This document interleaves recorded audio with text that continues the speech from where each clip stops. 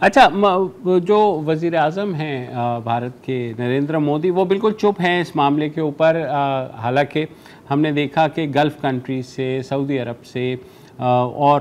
Malaysia سے، ایران سے، پاکستان سے، مالدیپ سے، انڈونیشیا سے، سب جگہ سے کنڈیمنیشن آئی، اور جو کچھ نوپور شرما نے کہا، مگر ان کو صرف ترجمانی سے ہٹایا گیا. ایک کیس جیسے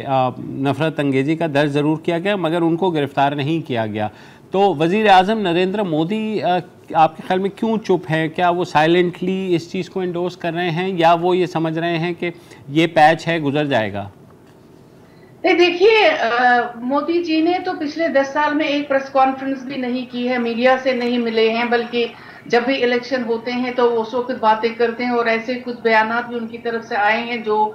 لوگوں نے سمجھا کہ یہ اینٹی مائنورٹیز ہے، اینٹی مسلم ہے. اب جب اس وقت آپ نے دیکھا کہ بہت سارے مسلم ممالک نے سخت رد عمل ظاہر کیا، اور ہندوستان میں جو مسلمانوں کے ساتھ پچھلے ایک 5-7 سال سے جو لنچنگ کے واقعات ہو رہے ہیں، جو لو جہاد کا مسئلہ چل رہا ہے، جو نقاب پہ مسائل اٹھے ہیں، تو بہت سارے ایسے مسائل، یہ ایک لگ رہا تھا کہ ایک چنگاری جو ہے بھڑکنے والی ہے. اور جب توہین رسالت کا یہ مسئلہ آیا اور نوپور شرما کی طرف سے جو توہین آمیز کلمات انہوں نے بیان کیے، تو اس کے بعد سے اب لوگ یہ سمجھ رہے تھے کہ شاید وزیر اعظم بولیں گے، کیونکہ وہ ایک پارٹی کے صرف وزیر اعظم نہیں ہے، پورے ہندوستان کے وزیر اعظم ہیں. تو لیکن ابھی تک ان کی طرف سے کوئی بیان نہیں آیا، اور نوپور شرما کے خلاف اب FIR درج کی گئی ہے، اور وہ کورٹ میں کل وہ پریزنٹ بھی ہو رہی ہے. لیکن ایز سچ مسلمان سمجھ رہے ہیں کہ ایسی کوئی کارروائی نہیں کی گئی جس سے یہ مسئلہ جو ہے کسی طرح سے سلجھ جاتا. نعیمہ صاحب، ایک وقفہ لینا ہے مجھے، وقفے کے بعد میں آپ کے پاس واپس آتا ہوں. Welcome back. ہم بات کر رہے ہیں بھارت میں پیغمبر اسلام کے خلاف جو توہین آمیز کلمات کے بعد BJP کی ترجمان کو ہٹا تو دیا گیا، مگر جو انتظامیہ اور پولیس کی جانب سے مسلمانوں کے مظاہروں کے اوپر کریک ڈاؤن ہوا ہے، اس بارے میں بات ہو رہی ہے. نعیمہ احمد مہجور، جو کہ بھارتی مقبوضہ کشمیر کی صحافی بھی رہی ہیں، لندن میں مقیم ہیں. نعیمہ صاحبہ، یہ جو اب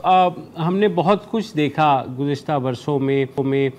کشمیر کی جو خود مختارانہ حیثیت ہے اس کو ختم کیا گیا، پھر جو سٹیزن رجسٹر بنا دیے گئے بنگال میں،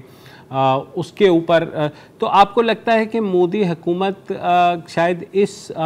وہم میں ہے، یا اس اوور کانفیڈنس میں، کہ وہ ہر چیز سے بچ نکل سکتے ہیں، دنیا کا جو بھی ری ایکشن آئے گا